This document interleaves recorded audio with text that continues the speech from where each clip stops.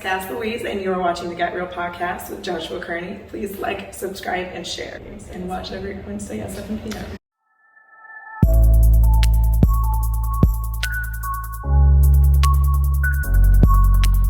So, we are going to continue the theme of what we did on Get Real on Tuesday. The video did corrupt, and so we do need resolution, and Kass is our favorite subject. Our favorite subject for resolution.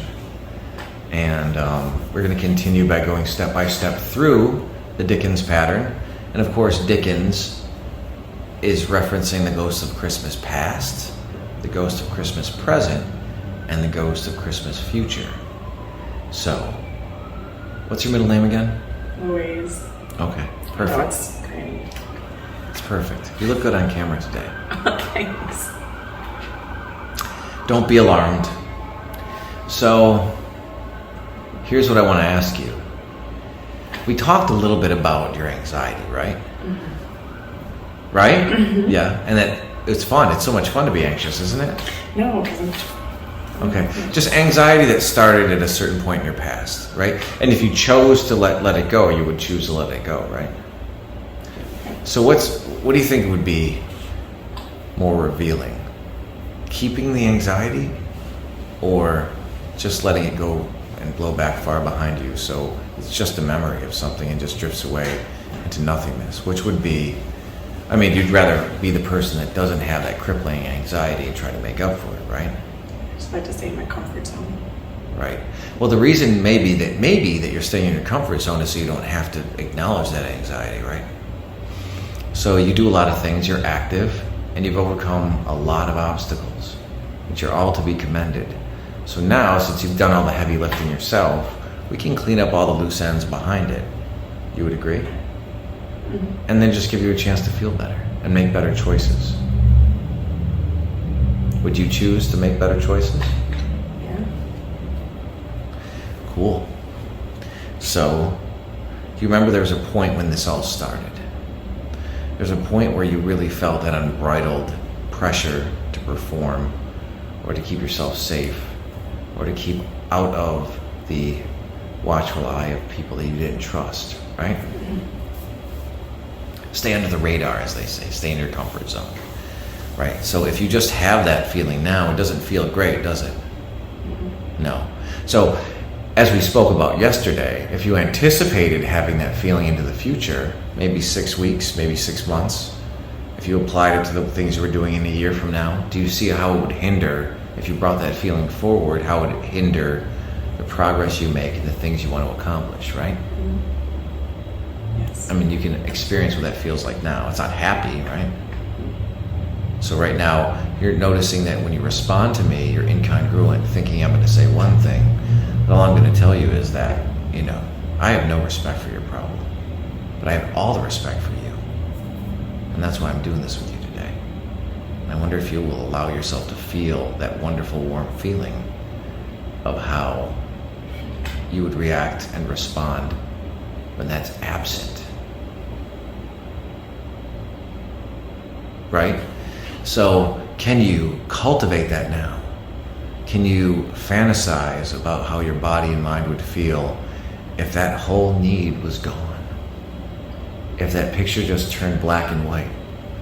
If that feeling just kind of faded down or even mutated into something else? If the fear just kind of drifted away far behind you and the fear was gone from that anxiety, what would that actually turn into? Would it be rational? Would it be strength? Would it be connection?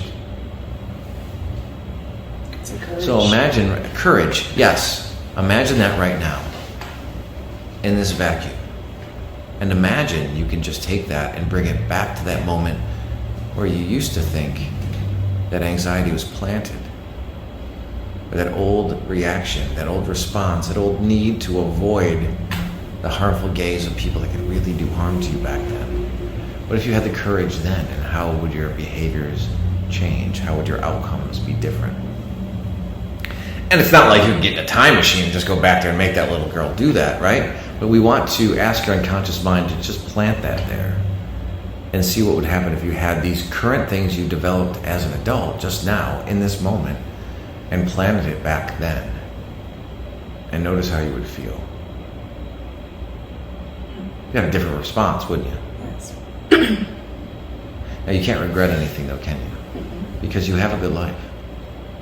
You want a life that you want to make better, but you have a good life. You would agree? And you have people you love and people that love you. And you're on an upswing, right?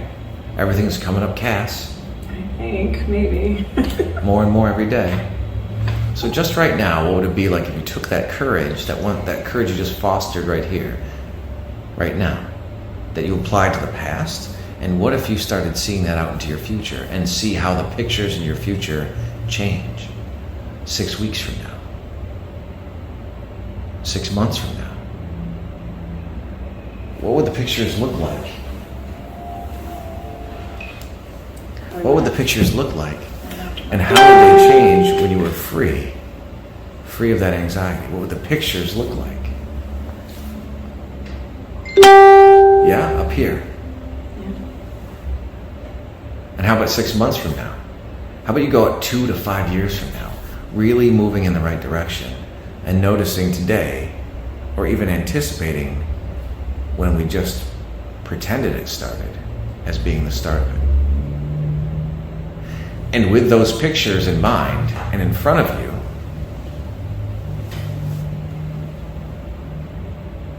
anything you need to remove at all that was reminiscent of that old anxiety, you can do that right now in your mind.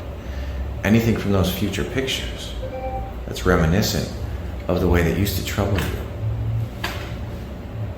And you do know we don't know any of the details, right? You do know that. That's okay, I'll have a look. I know you are. But you do know any of those details. Nobody in this room has those but you. But what those details created, you just let us into. And you actually started reversing that old pattern. By creating a new ghost of the Christmas past. Just through the present and then into the future. And you can apply those new talents, those new feelings to the future. Notice that feeling now. Notice what it feels like that you won't uncross your legs until you're totally ready. I know, I just saw you look up. Until you're totally ready to make that future real. And remember, as a work in progress, as we all are, all we can do every day is improve on our prospects and improve on those feelings. So what I want to challenge you to is, if you're really ready, truly ready to embrace that new feeling, knowing that it's safer, knowing you can do more, and be recognized for making the change by people that truly care. For the next 7 nights while you're dreaming wonderful, powerful, big, vivid dreams, confusing dreams, but exciting dreams, I want your unconscious mind to generate for you 3 new behaviors that provide for you the same emotional response, that same feeling of avoidance, of scrutiny, and that need for security that you used to think that old anxiety gave you.